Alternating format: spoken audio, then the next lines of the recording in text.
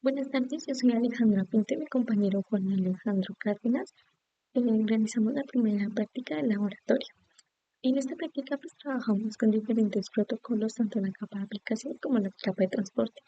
Principalmente vimos protocolos como HTTP, FTP, DNS, TCP y UDP. Y para analizar pues el funcionamiento también utilizamos la herramienta Warchat para relacionar los conocimientos que vimos en clase con la realidad. Para empezar, tenemos este modelo que es el cliente-servidor, que consiste en que el cliente solicita un servicio y el servidor es quien recibe esa petición y manda una respuesta.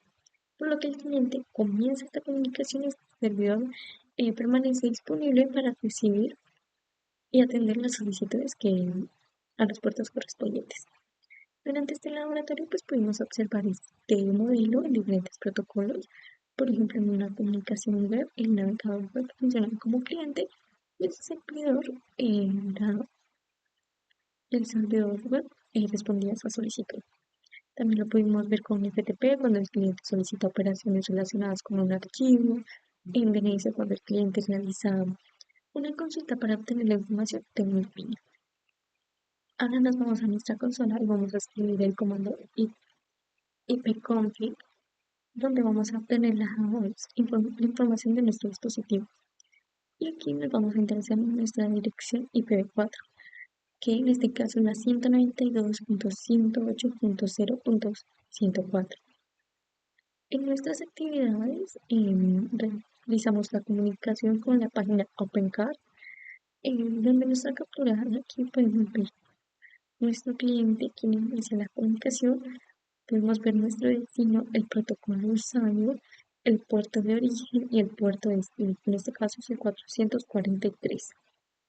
Y ahora, ¿cómo establecemos una conexión TCP? Pues esto se hace en tres pasos. Primero tenemos aquí en donde el cliente envía este segmento al servidor para solicitar el establecimiento de la conexión. El servidor nos responde con esta solicitud de aquí, diciendo que recibió la solicitud y está dispuesto a establecer la conexión. Finalmente, el cliente acepta eso con aceptar para confirmar la respuesta del servidor. Para así ya, y con estos tres pasos ya tenemos la conexión TCP para comenzar el intercambio de información. Además de esto tenemos esta sentencia fin que fue enviada por nuestro servidor indicando que que ya no tenía más información que darle y que ya podía finalizar nuestra comunicación.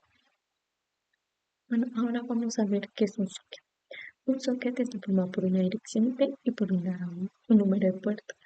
Con este comando podemos observar la manera en la que nos establecimos desde nuestro dispositivo con nuestro servidor para ver aquí nuestros sockets.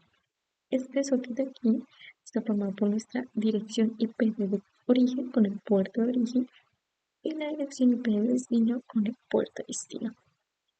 Aquí encontramos una situación importante durante la práctica, y es que la actividad habla de HTTP. Sin embargo, vimos hace rato que el puerto de destino era 443, que indicaba que era HTTPS, por lo que la comunicación HTTP está protegida por TLS.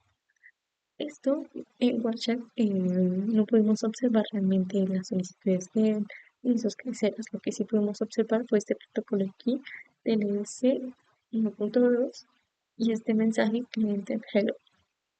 Aquí podemos ver nuestra comunicación que está completamente cifrada.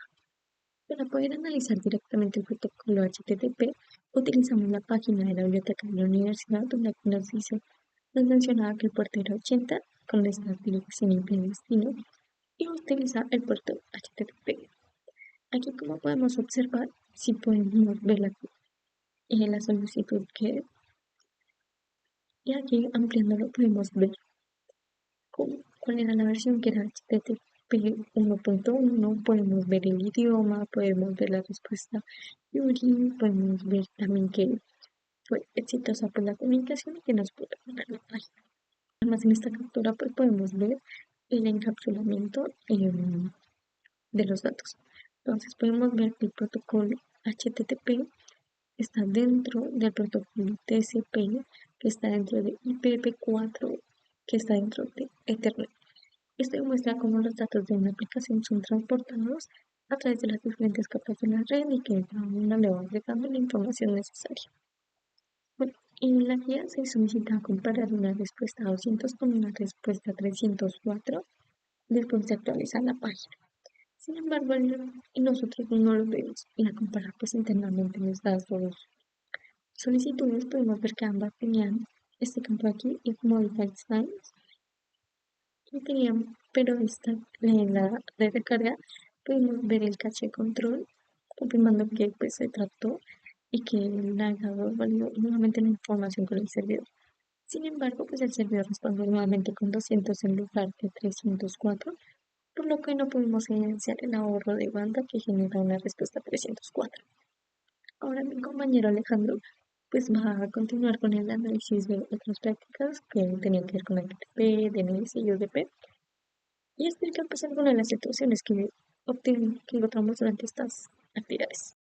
Bueno, ahora continuando en el laboratorio, analizamos el protocolo FTP que permite realizar transferencia de archivos entre un cliente y un servidor. Lo primero es que observamos la comunicación de control.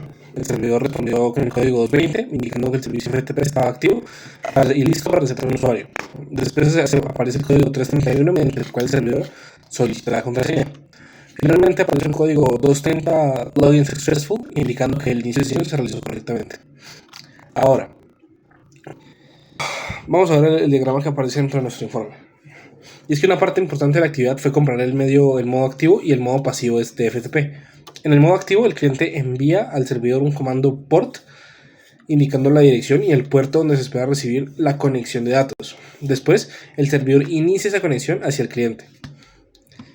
Luego, en el modo pasivo, el cliente envía el comando PASB. El servidor responde con una dirección y un puerto disponible y posteriormente, pues, es el cliente quien inicia la conexión de datos hacia el servidor. Hay una diferencia importante y es que cuando existe NAT o un firewall en la red del cliente, es cuando existe un firewall en la red del cliente, porque pues en el modo activo del servidor, necesita iniciar una conexión hacia el cliente. Ahora, lo que realmente pasa con FTP es que durante la práctica tuvimos dificultades con el modo activo. En un primer intento, el comando dir, que era para listar los directorios, quedó bloqueado después de recibir la respuesta 150.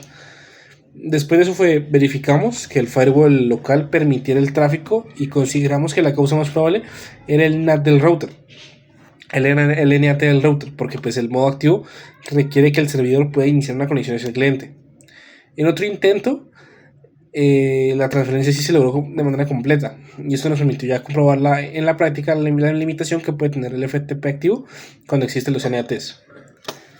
Después pues, utilizamos FileZilla. En el primer intento ocurrió algo diferente y es que FileZilla intentó utilizar automáticamente Automatic TLS, pero el servidor respondió con un error de utilización 502 de que el comando no estaba soportado porque ese servidor no ofrecía FTP sobre TLS.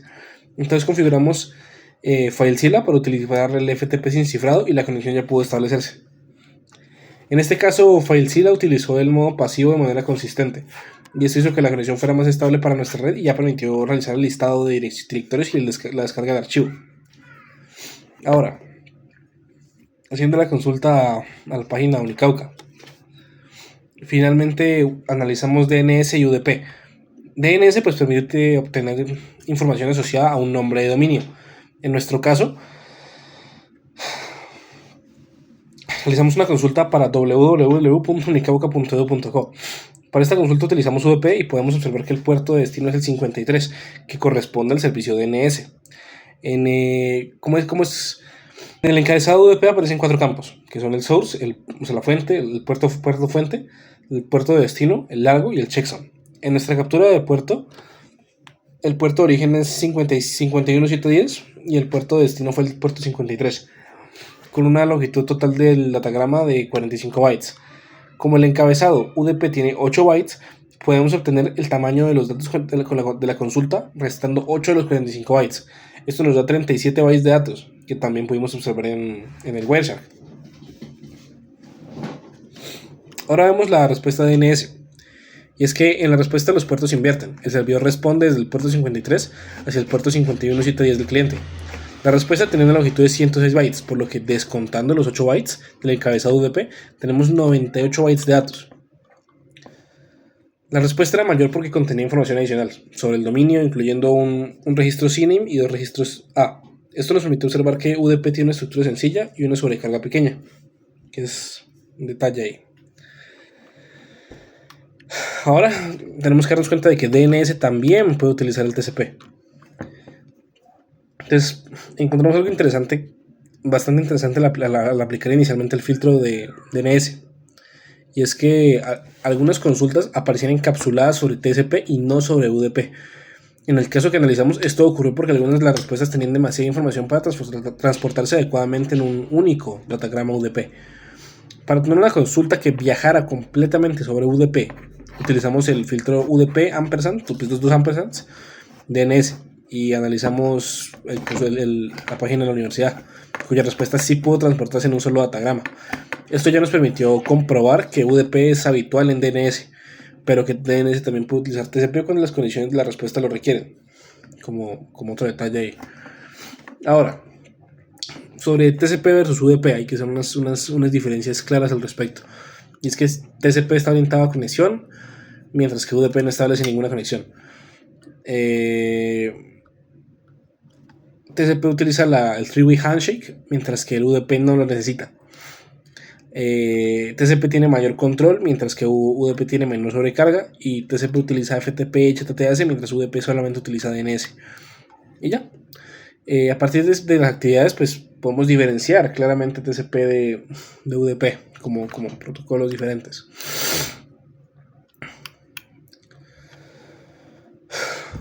Ahora, como conclusión del laboratorio, pues nos permite comprobar que los conceptos estudiados en teoría se pueden identificar directamente en una captura de tráfico. Pudimos observar como el three-way handshake de TCP, el encapsulamiento de los protocolos, el funcionamiento de HTTP y HTTPS, las diferencias entre FTP activo y pasivo y la estructura de UDP en la consulta DNS. Además, las dificultades que encontramos durante la práctica fueron útiles para entender cómo factores como el cifrado o el NAT o las características del servidor pueden afectar una comunicación real. En general, Wireshark nos permitió pasar la teoría a la observación en ese sentido, directa del funcionamiento de los protocolos. El fondo concluye justamente de esta manera.